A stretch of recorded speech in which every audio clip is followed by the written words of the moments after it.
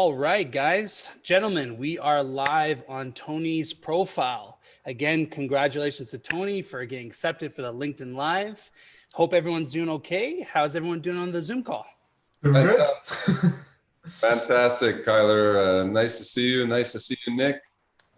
Looking Good to forward. see you again. It's going to be fun. I think this is going to be the best live so far. So, hey, this is awesome. Nick, thank you so much for joining me today. This is definitely one of those sessions I was really looking forward to because we're going to talk about a brutal thing that happened to you almost a decade ago. And that's so you've been with Simply PHP since the beginning. If I'm not mistaken, you've been with us. I keep saying 13 years, but I think you've been. No, it's 13. Oh, it's 13, right? Okay. 13 years. So you were with the company before Raf and I bought the company in 2010. So that's awesome, man. So yeah, we have you and Eric, who is also 13 years, right, with us? Yeah. Okay. Yeah. So I want to talk about what happened to you in 2011, right? It was 2011, correct? Yeah, So that's right. I believe our office at that time was on Notre Dame Street, 1600 Notre Dame Street in Montreal. And now this is, I'm going to go by section. So in my mind, this is what happened. And again, I tell the story to clients when I want to talk to them about password control. And I tell a story to prospective clients as well. There's probably a legend and then there's fact. So fact, you were walking to work or you had just gotten off the subway and you were walking to work. It was an icy, snowy winter day. A car lost control and slid and ran you over. So that's step one. Now, that's the legend. Now tell me what happened. Tell everybody what happened. All right. So you're right about our office being on Guy in Notre Dame. Yeah.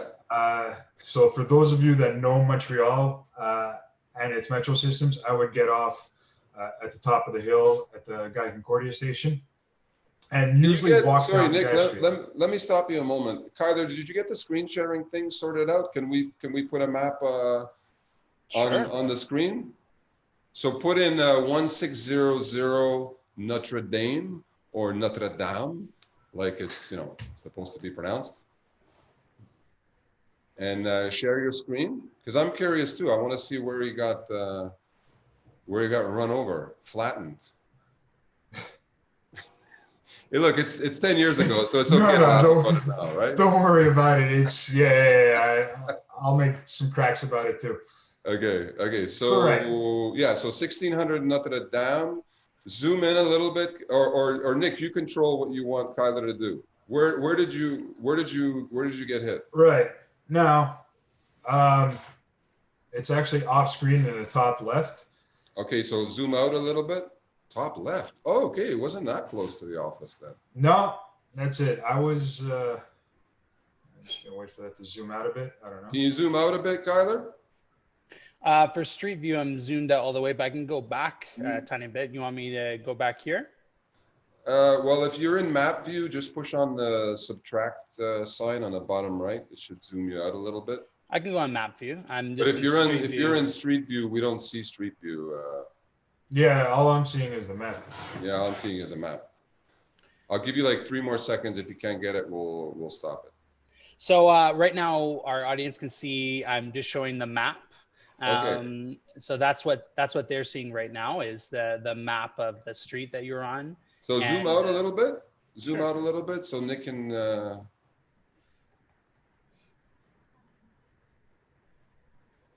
Okay, you know what? Never mind the map, Kyler. It's fine. It's fine. Okay. So I'm sorry, Nick. I'm sorry to interrupt you. Unshare your screen, Kyler, and let Nick continue with the story. Okay, sorry, buddy. Go ahead, man. Well, so yeah, basically, I had about I guess it's 6 blocks, maybe a bit more, walk downhill from the metro to the office. From the subway to the office. Yeah. And, sometimes there's a bus, sometimes there isn't. It's not a bad walk. That morning, I had just missed the bus. So I'm like, hey, it wasn't too cold. It actually wasn't snowy. Okay. But it was a November day, November 25th. So I started walking down the hill, and when I got to Rennes Street, I got a red light, and you know, let me do the good pedestrian thing and wait for a green light, and Okay. not jaywalk or anything. Like one of those times when you're like, nah, I'm not gonna take the chance this morning and get caught with a jaywalking ticket. Yeah. And so basically, two cars going along the intersection. One wanted to make a left turn, and one coming from the other direction didn't see, wasn't paying attention. I don't know. Uh, Hit the one making the left turn across the intersection. Ooh. So two cars collided, and one got pushed up onto the sidewalk. And me and another pedestrian just happened to be standing on that sidewalk. Uh, So this is kind of what I can piece together from reports and articles. Because to me, all I have in my memory is I heard a bang, and then I woke up on the floor. wow. That's That is crazy. it's just there. I believe the technical term is traumatic memory, in which case it's not there. It's not recorded, or if it is, it's just so deep down that I can't remember anything, which is Wow. good. Incredible. Yeah, that is. I guess that's probably a mechanism we have in our subconscious to black that stuff out. That's so the cars collided and then the impact threw one car in your Onto the direction. sidewalk. Okay, and how was the other pedestrian? Did you say it was a woman? Yeah. How was Well, she? How did yeah, she it was a woman, and Afraid to ask, but how was she? no. Uh, the thing is, I believe a lot more of her injuries were obvious and on the outside. Okay. So it looked like she was in worse condition. Whereas, we'll probably get into this a bit more after. A lot more of my injuries were internal. Okay. Like I had a few cuts and scrapes, but I didn't look as bad as her. But I never got her name. Don't know who she is. I just know we asked around while I was in the hospital. She did get released before me. She was in stable condition. She was fine. So as far as I know, uh, she made it out as well too. So Okay, good. That's good to hear. So when you were lying there on the concrete, did you say, "Oh crap, I need to get the passwords and credentials to Raf and Tony so the business is not impacted"? Did that go through your head? No, I'm just kidding. So, because that's we're not that's the goal of this right. this story, other than actually hearing the truth. So then you got transported to hospital. Were Right. you take us through that? Were you conscious? Were you out? Uh, no, that's it. Once, I mean, I was knocked out for I don't know how long. Could have been minutes, could have been seconds Okay. on the sidewalk. When I woke up, there were people around who were telling me to stay down and not get up, and an ambulance was on the way. And once the ambulance Nice. got there, regular procedure, they put you on the not the on the board, immobilize me because they weren't sure what happened. Yeah. Like from that moment on, I was pretty much, I was awake, conscious, coherent the whole time. Uh, at least, to my memory. And yeah, that was it. I got transported to the hospital, and then, ER triage. ER. Okay. So now here's where my telling of the story, the legend grows, and then this is another section, and you can tell us the truth. So my telling of the story is that Raf, my business partner, and your boss over a decade, he's your friend. had to go to the hospital the next day with your laptop from the office.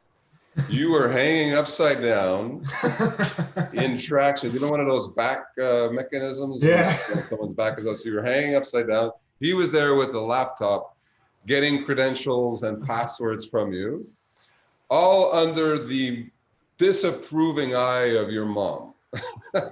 so this is what I tell people now. I know you and I were talking a couple of days ago, and you said that was not really exactly true. But hang on, before you get to that point, what were your injuries? And you said ER. Okay, oh, emergency room. I thought that was OR. So what were your injuries going into the hospital? Like, I think you were saying there was a lot of internal stuff happening, right?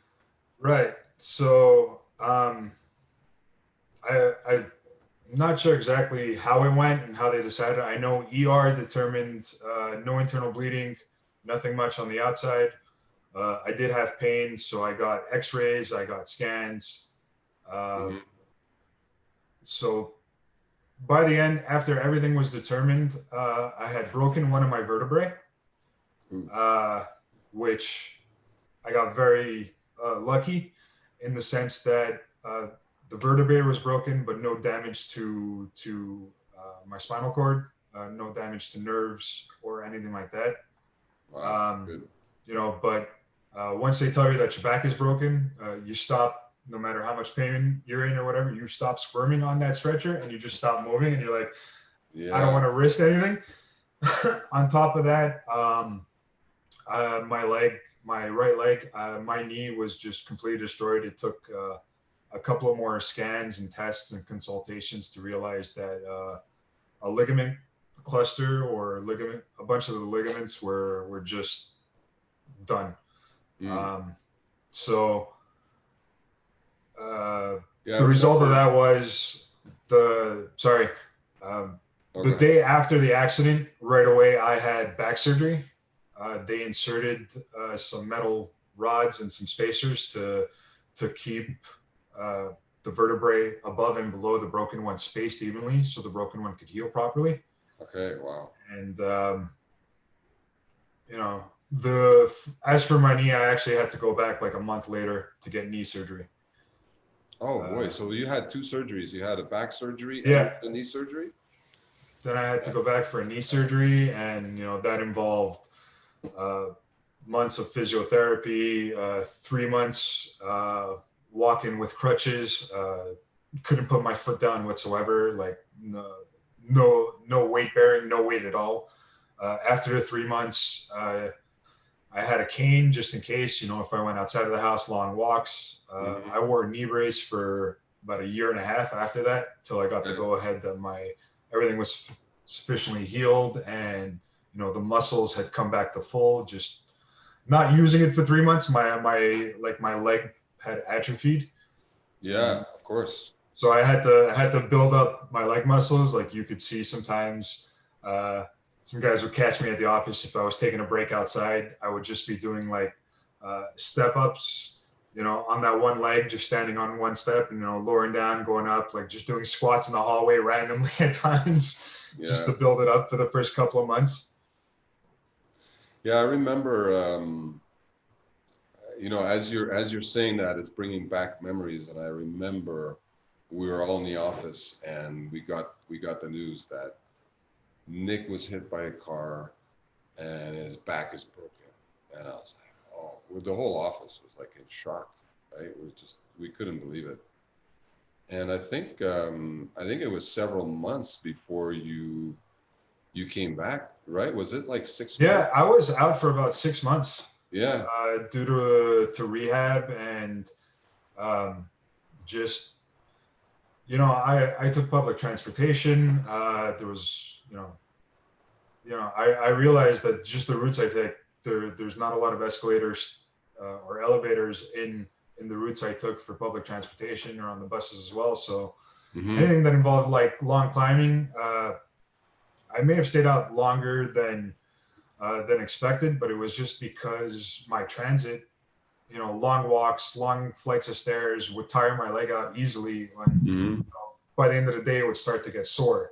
So it was kind of, you know, between me and discussions with my doctors, I stayed out until my leg was fairly strong enough that it could hold, you know, withstand a daily commute. Yeah. So that's why it ended up being 6 months. Yeah. Wow. That's crazy. That's you know, obviously something that you can't predict, and it's just one of those random things, and it happens in life. And yeah, we were so glad when you came back. So glad that you fully recovered, like you fully healed, or do you still have some pain that a normal person who didn't get that type of accident would not You have? know, can't tell if it's just me getting old or from the injuries. You know, some Yeah. days if I sit, you know, cross-legged or something on the floor too long, my knee will start to hurt. Uh, you know, Yeah. my back sometimes hurts. Maybe it's in my head. Maybe it's the weather. I don't know. Yeah. But nothing. I would say like nothing debilitating. Nothing that stops me from having a normal day. Nice. Okay. That really stops me from being able That's to great. like, you know, live my life or get up in the morning. So That's great. That's very great. fortunate with that.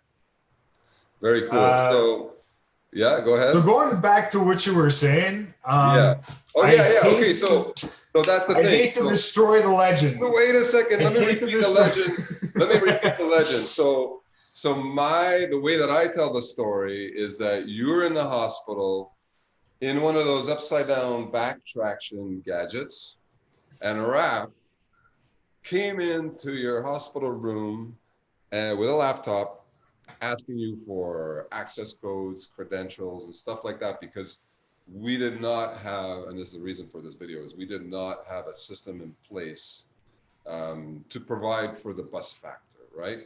So again, that's how I tell it. And your mom was very, very not happy. She was very unhappy with Raph. So now tell me the truth. What happened? Um, the I mean, truth is, I mean, he I hate to say, no, none of that is none of that happened. no. Oh, Raf did come to the office, Kyler, we're gonna have to edit to this. the hospital. We're gonna edit this part out, okay? Just so you know. Yeah. Okay, even though it's live. Okay, so he Raf did. did come to the hospital, Okay, he came to the but hospital. it was for a checkup. He came to check up on me. We Okay. sat, we talked. He didn't hold a laptop under my nose. Oh no, where did I get this story from then?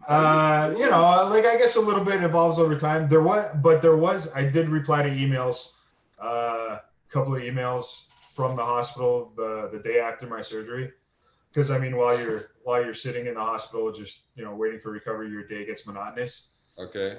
So I did it. There was some emails back and forth. There was some work related stuff back and forth. Okay. So it could have evolved from that. But I mean, no, like kudos to you, to Raf, to the manager we had at the time. There was no pressure. There was never you guys breathing on my neck going, Nick, I know you're in the hospital, but we need this. You know, it was you guys were fully understand. Like, yeah. you can spin the legend however you want, but I never felt like there was never a disapproving look on you guys. You guys were there to encourage me to heal, to encourage me to do what I needed to do to get back on my feet. So whatever works when you spin the legend. But the truth is, you guys were 100% support in my corner, and I'll always appreciate that. Awesome. Awesome, buddy. Well, you know what? You're an awesome guy. So, you know, you should not be treated any other way. But I don't know. I think I remember, maybe you blanked out, like, you know, maybe it was your subconscious blanking that out, but so. Like I said, you know, spin the legend how you need, how you want.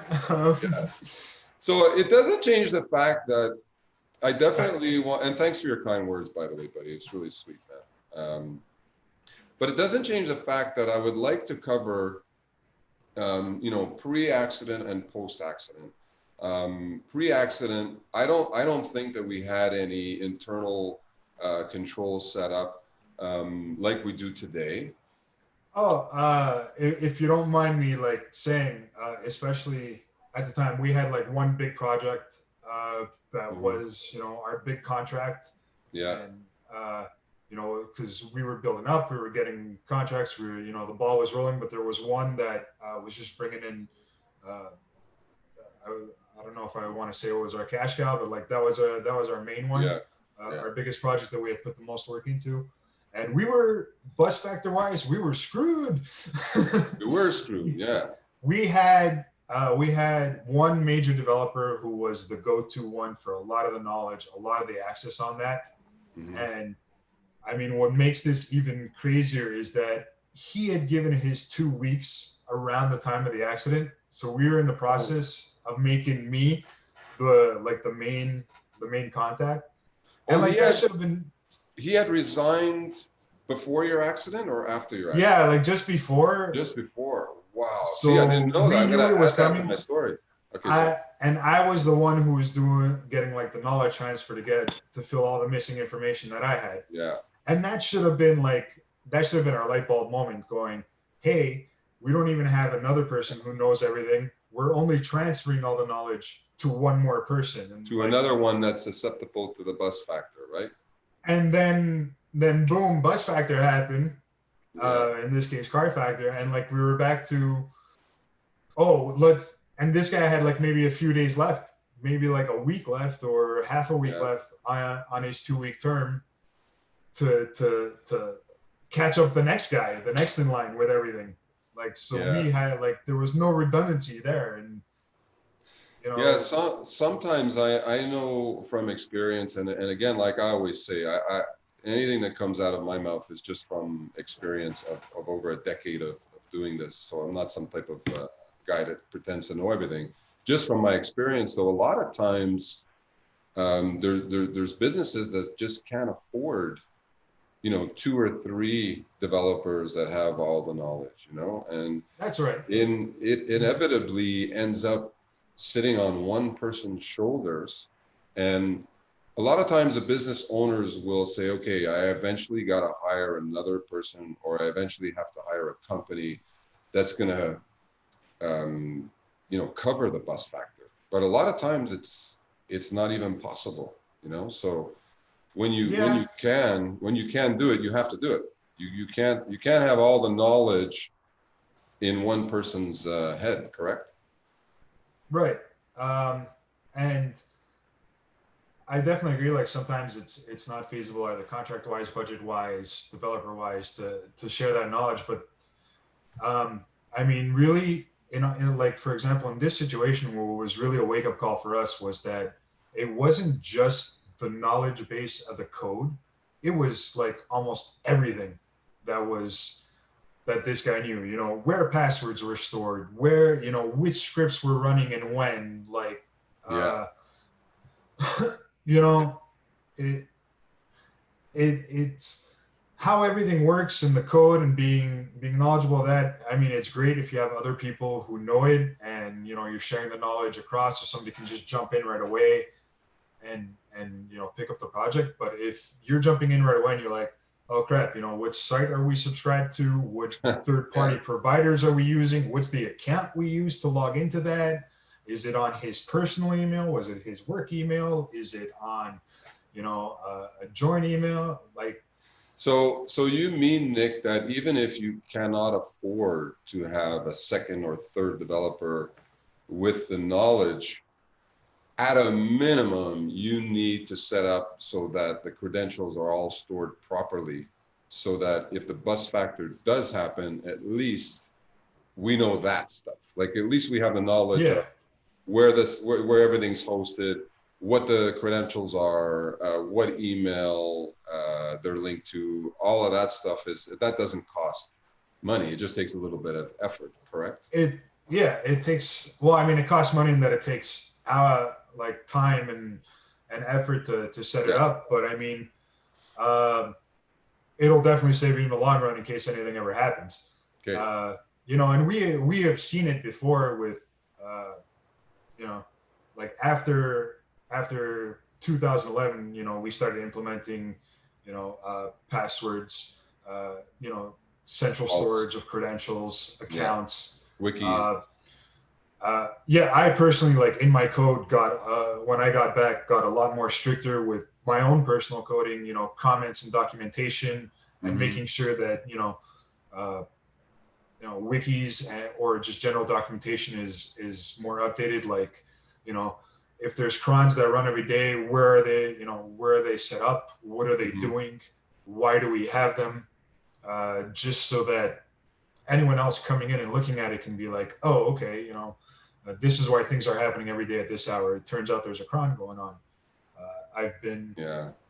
me personally as a programmer, as my position has moved up higher and higher to a more senior level of programmer, try to enforce stricter documentation standards, commenting standards. These are So, all things that can mitigate and help the buzz factor when you can't necessarily have a second person or a okay. third person or a or more, Or, or you know what? I'll even say, even if you do have a team, even if you have 10 or 15 or 20 developers and you have a CTO, are you set up like that? That's the question. Yeah, these are just things that definitely need to happen no matter what. Like, Yeah, because you now have 20 developers, for example, that have their own credentials. They might have signed up for certain services on the fly. Like, a problem's happening. Hey, we need to sign up for this service because we're getting a DOS attack or whatever it may be. Those things happen very quickly on the fly. And I think so.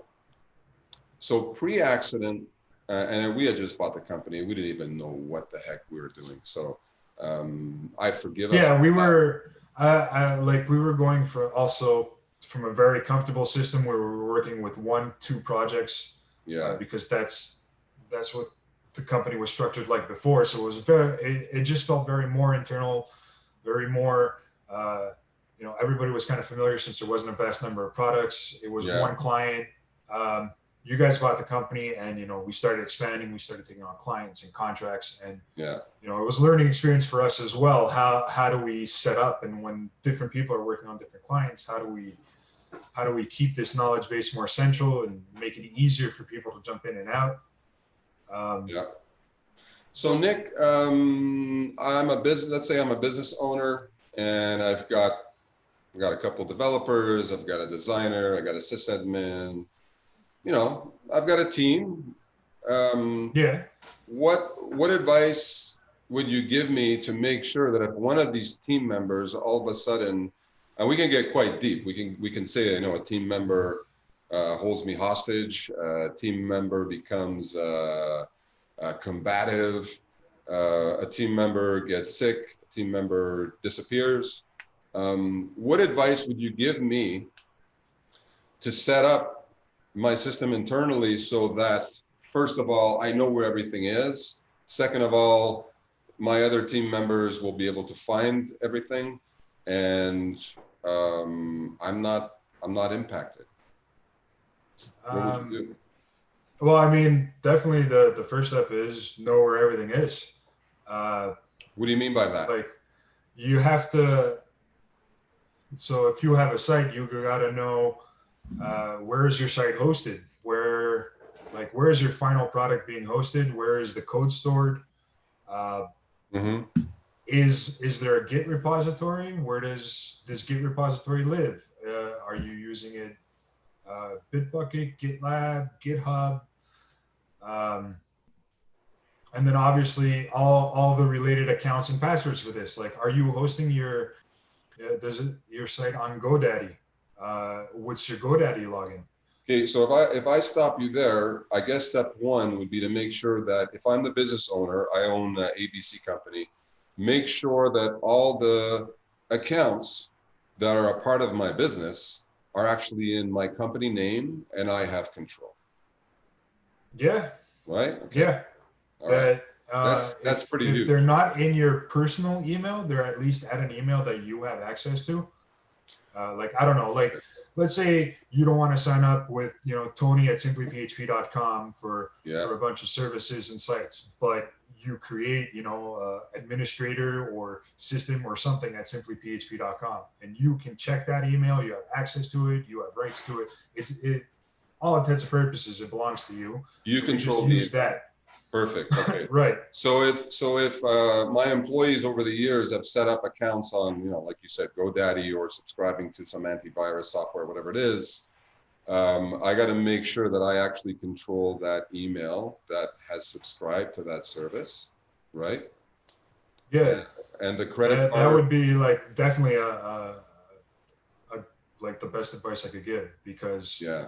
if anything happens, I mean, it's central to you. You have control over it. I don't know. Sometimes employees stop responding. Like you said, there's any reason that under the sun that can happen for an employee to no longer be a direct link to you, to have a Your direct link company. to that employee. Okay. And yeah, so I could say the same, just, so make sure the email is an email that you control. Make sure the credit card that was used to set up the account is actually yours, belongs to the company. yeah, Again, on the fly, hey, go, the owner is busy, go subscribe to that service so we can get back online type of thing. So you got to check that stuff. Now, you touched on where the code is being hosted. You got to make sure you control that. Code repositories, you also have to make sure that you control that. That's huge. Believe it or right. not, there's so many employees that are actually in control of their employer's business that way. Oh yeah, we've seen it. Yeah, An employer, the company that isn't up to date or familiar with what version control or Git is. yeah, So the developer's just like, look, I'll just, for their own peace of mind, they want Git, so they're like, I'll host it on my own personal Bitbucket, and then yeah. Which I don't know, something goes wrong, and then boom, all of a sudden they're like, no, deny access to the production server to pull any new code or any updates. And yeah, it's something that, believe it or not, happens so often. We've seen it so many times. or even Unfortunately. like not in a hostile way, just it's too big for that one developer, so the company wants to bring on a team, and then this developer is just like, all right, but it's on my personal Bitbucket, and I can't add more users to it because then I got to start paying, and Yeah, it's a so then you yeah, still need to go through the hassle of migrating it to, like, the client's one, and if the company or the customer wants to pay for users or figure out whatever, they do yeah, it then. But yeah. it's just good to have it. We could definitely do a segment in the upcoming weeks just on that, just on the Just on Bitbucket. version control, yeah. Yeah, just on version control, because it's really fascinating, and it's also amazing that a lot of us non-technical folk, and I'm pointing to myself and you, Kyler, we don't even know. I know obviously, but they don't even know what version control is, what GitHub is, Bitbucket. So it's huge. But just to keep on track now, because earlier you were saying, you were talking about info about crons, info about developer notes. Where is this? Why does it work this way? Passwords, credentials, all of that good stuff. Now, where would you suggest that a business owner or C-level executive direct his team to store all of that stuff? Is there a preferred method that we use internally here, or even for your client? Not mentioning any names, although I'm sure they would mind There, if I mention their names. But what do you recommend that we do? well, I mean, just us at Simply PHP, we use 1Password Mm-hmm. to store any sensitive information. One Uh, Password is absolutely awesome, by the way. We have no affiliation to them, but I find them to be yeah, incredible. They're so good. there's a lot of password management tools out there, a lot of Mhm. password management sites and software that Can you name allow another one, team. just to be fair? Do you have another one off your head? There's LastPass is another one I can think of right off the top of my Okay, head. LastPass. All right, awesome. Um, and I mean, it's not the cleanest, it's not the best way, but you can even just, I don't like storing them just in a text file, but if that's what you have to do, Mm-hmm. to store them in a text file that you save on your computer as a business owner, at the very minimum, have that. As a business owner, It's you not should have all. secure. Yeah, It's not no, it's terrible. secure. In the long run, it's very open to somebody accidentally getting it and having all your information. Yeah, it's But not good. at the very minimum, have that. you Yeah, know? yeah, you have to have access to them. As a business owner or C-level exec, you need to have access to the keys to your business, right? That's the way I always put it. Those are the keys to your business. And if one of your employees has them, and something happens to that employee or that person, or even a business partner has all of that stuff, you can't duplicate those keys. You need to actually be able to get them. And so 1Password is interesting because as a business owner, I can have the master credentials and I can add and remove people as I see fit. And I also, correct me if I'm wrong, Nick, I also can see everything, right? So I'll never lose track or lose access to any credentials in my business. Is that right? As far as I know, yeah. As Okay. top level access, you can see everything. You have everything. You Yeah. don't need to be assigned to a specific vault or Well, customer password entry or anything to see it. You can just go in. Um, yeah. So so what kind of information can we put in an application like in a secure application like 1Password?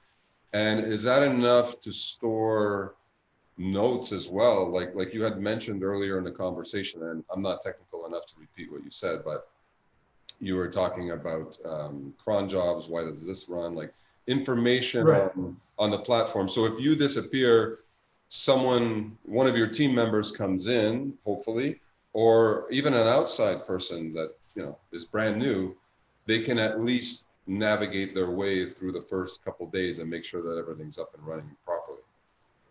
So right. I mean, what I like about 1Password is it does even. It's not just logins and passwords and access credentials. It does allow you to save like notes. I'm sorry, say Um, that again. it allows you to save notes. Oh, So like okay, you could nice. write up notes. I mean, in the very minimum, you could have your site documentation there, like where to find your code, where to find just small little notes on how things work.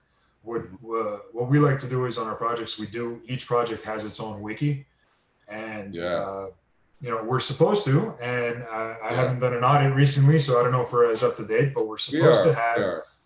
good. Yeah, I know my projects are. I know some of my other colleagues' projects are. I just haven't done a full company-wide audit in a while. So, any yeah. Simply PHP devs listening, I'm coming, and be ready when it comes. Yeah. So um, just to clarify how our wiki system work is, we have an internal CRM that's custom built, and it handles it handles our client database, our prospect database. We log our tickets in there.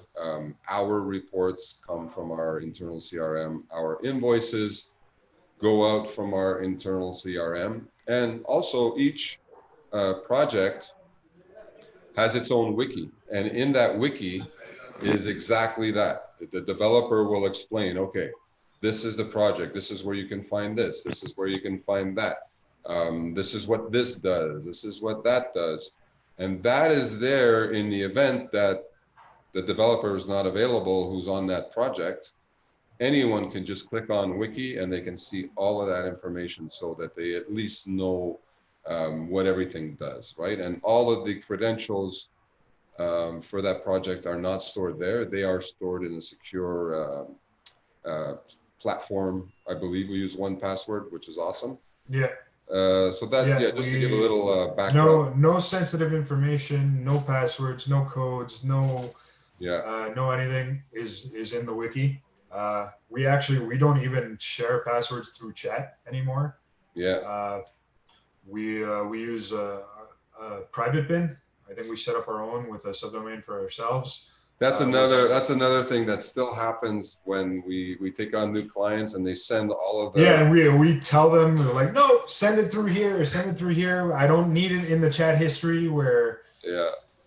I've been in CC when we sent the private bin link, the secure private bin link to a new client, and they just replied to the email with all their credentials out in the open, and we're like, ah. So you just have to change the passwords after that. yeah, It's so yeah. When just touch on that, when we ask for credentials, we send a link to a private bin that allows our clients to give us access in all security.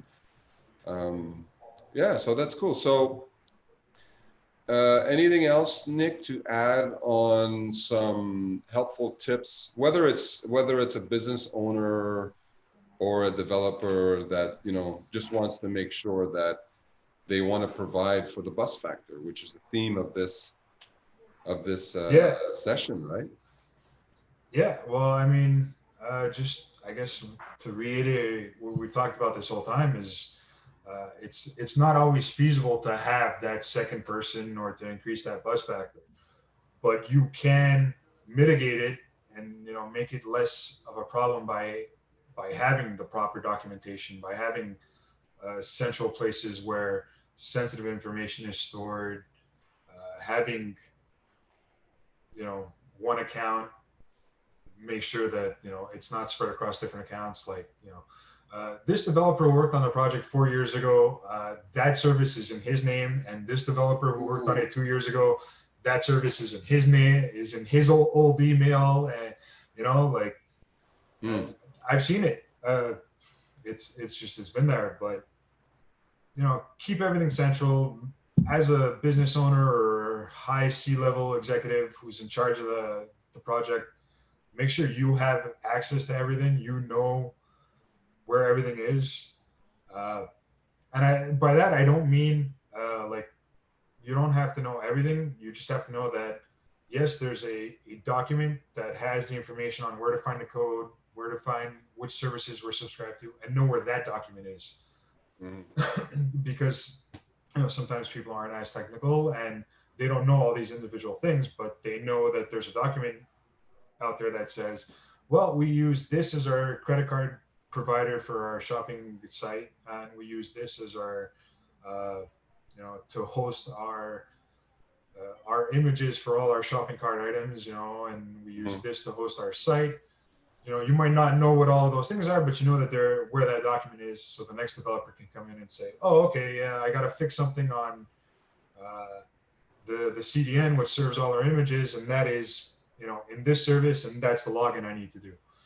Yes, exactly. And how many times, Tony, have we run into that problem where the guy's like, I don't know, I have a site, and then we go in and we dig and we're like, well, you're hosting your images here, your database is hosted here, your site's hosted there.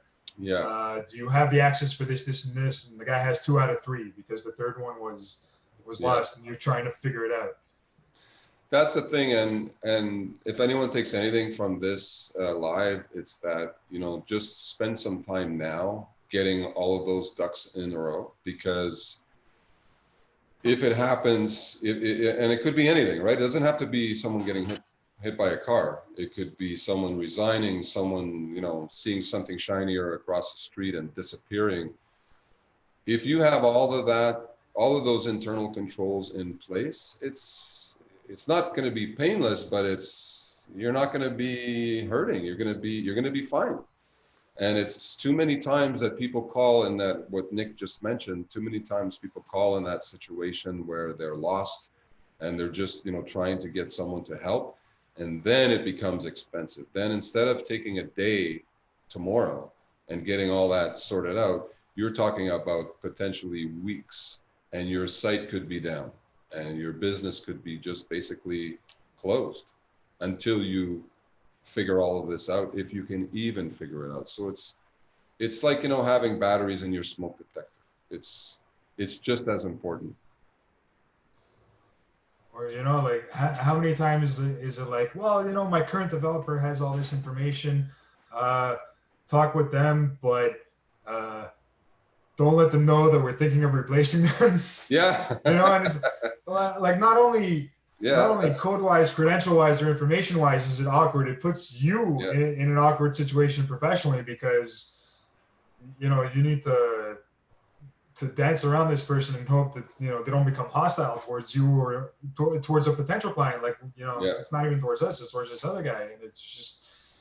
And it's legit to save us an awkward conversation, pretty much. You know? And you know, it's legit to be in this situation as a business owner, because, you know, especially when, you know, everyone is a startup at one point.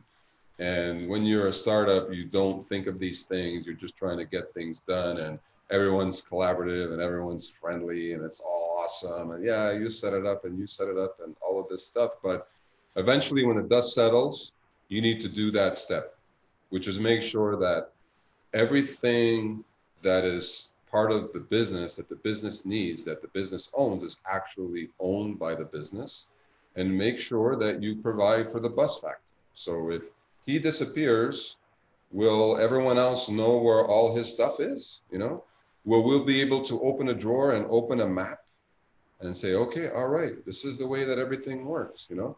And it doesn't even have to be technical. I know Raf, my business partner, and I, we both have envelopes. So, you know, he has my envelope and I have his envelope. So if something happens, hey, dude, just open the envelope and there's a map in there of everything that I know, all of my knowledge. And we also have our one password vaults that the other one has access to in case it's needed. So it's great. That is something that we've implemented that I completely forgot, is that you know, all employees, you know, we all have that envelope as well. You know, we fill out that Yeah. envelope and fill out that, you know, here's the password to my computer, here's the password Yeah.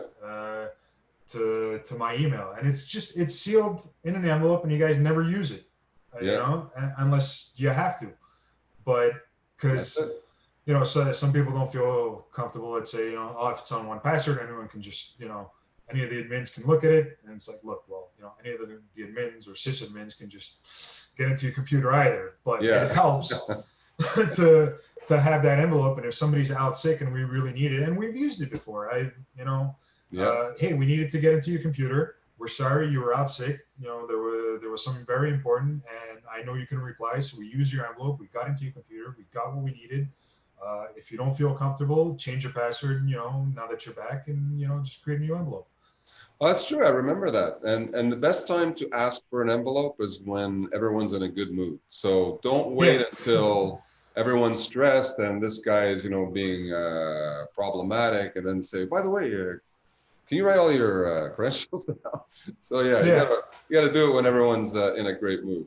Kyler. Obviously, now it's a bit harder because we're all at home. So it's like, you know, you're not going Yeah, to come to my house with the envelope going, I need to get into your computer. I will come to your house. Come on That's back. a great point. That is a great point. Kyler, my man, how are you?